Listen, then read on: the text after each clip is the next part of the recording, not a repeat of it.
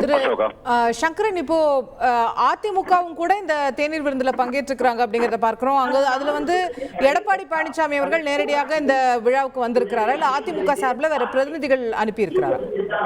அதிமுக தரப்புல முன்னாள் அமைச்சர்கள் ஜெயக்குமார் மற்றும் பெஞ்சமின் ஆகிய 2 பேரும் பங்கேற்றிருக்கிறார்கள். அவர்கள் இருவரும் பங்கேற்பார்கள் என்று தெரிவிக்கப்பட்டிருந்தது. அதன்படியே அவர்கள் இருவரும் பங்கேற்றிருக்கிறார்கள். அதே போன்று தேமுதிக உடைய பிரேமலதாவும் முன்னாள் முதலமைச்சர் ஓ பன்னீர்செல்வமும் அருகருகே அமர்ந்திருக்கிறார்கள். அவர்கள் இருவரும் நீண்ட நேரமாக ஒருவருக்கு வணக்கம் தெரிவித்து பேசிக் கொண்டிருக்கிறார்கள். இதுவும் இங்கே பார்வையாளர்கள் மத்தியில் பரபரப்பை ஏற்படுத்தி இருக்கிறது. அதே போன்று முன்னாள் அமைச்சர் ஜெயக்குமாரோடு அமைச்சர்கள் எல்லாம் அலாவலாவிய காட்சிகளும் நம்மால் பார்க்க முடிந்தது. பல்வேறு கட்சிகளும் இந்த திமுக கூட்டணி கட்சிகளை தவிர்த்து மற்ற அனைத்து அரசியல் கட்சிகளைச் சேர்ந்த பிரமுகர்களும் இந்த நிகழ்ச்சியில் பங்கேற்றிருக்கிறார்கள். அசோகா, ரைட்.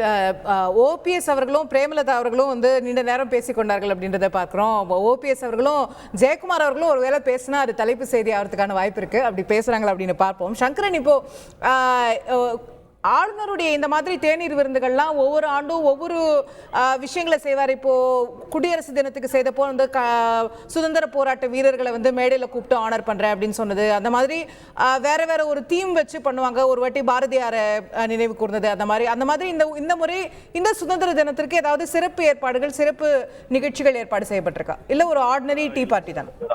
அசோகா, வழக்கமா வந்து இது போன்ற சுதந்திர தின விழாவில் நாட்டுப்பற்றை போற்றக்கூடிய வகையில ஒரு பாரதியார் பாடல்கள் இடம்பெறும். அது போன்றுதான் இன்றும் ஏற்பாடு செய்யப்பட்டிருக்கிறது.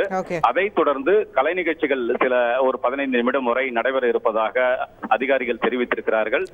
ஏற்கனவே சுதந்திர தின விழாவையொட்டி நடத்தப்பட்ட போட்டிகளில் வெற்றி பெற்றவர்களுக்கு ஆளுநர் பரிசு வழங்குகிறார். இதுதான் மேடையில் நடைபெறக்கூடிய நிகழ்ச்சியாக ஏற்பாடு செய்யப்பட்டிருக்கிறது. கிட்டத்தட்ட ஒரு 20 நிமிடம் 25 நிமிடங்கள் வரை இந்த நிகழ்ச்சி நடைபெற இருக்கிறது. மற்றபடி சிறப்பு ஏற்பாடுகள் என்று சொல்லும்படியாக இல்லை. வழக்கமாக இது போன்ற சுதந்திர தின விழாவில் நடைபெறக்கூடிய நிகழ்ச்சியாகத்தான் ஏற்பாடு செய்யப்பட்டிருக்கிறது. முப்படை தளபதிகள், அதிகாரிகள், பல்வேறு அதிகாரிகள், துறை சார்ந்த IAS அதிகாரிகள், DGP உள்ளிட்ட பல்வேறு துறைகளைச் சேர்ந்தவர்கள் கிட்டத்தட்ட ஒரு 800 பேருக்கும் அதிகமாக விருந்தினர்கள் இந்த நிகழ்ச்சியில் கலந்து கொண்டிருக்கிறார்கள். அசோகா, ரைட். தொடர்ந்து பேசுவோம். சங்கரன் இணைப்புல இருங்க. அங்கிருந்து வேற ஏதாவது அப்டேட்ஸ் இருந்தா தொடர்ந்து திருப்பி உங்கள்கிட்ட பேசுறேன்.